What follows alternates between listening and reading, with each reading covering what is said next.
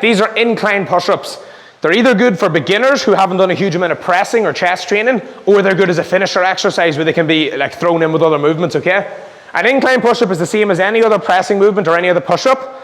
All you're doing is you're using some kind of inclined surface, which is a surface higher than the floor. So a standard push-up would obviously be on the floor like this. What I'm doing is I'm basically just finding a surface like this, and I'm doing a push-up here. Now the height that you use will dictate how difficult or how easy the movement is. If I use something where the height is too high, it won't work obviously, because I'll be up like this, right? I can't do anything there, it's no difficulty at all. But if I use it too low, it will be too difficult. So I want to find something reasonable to start with, okay? In and around like this, body relatively straight. I go down like this by bending the elbows out to my sides. The bar meets me in the chest here, okay? And then I drive myself back up. Notice how the body's nice and straight as I do the movement. I'm not coming back up and pushing myself off, and I'm not letting my body touch the bar too much here. So it's just like this, nice and slow.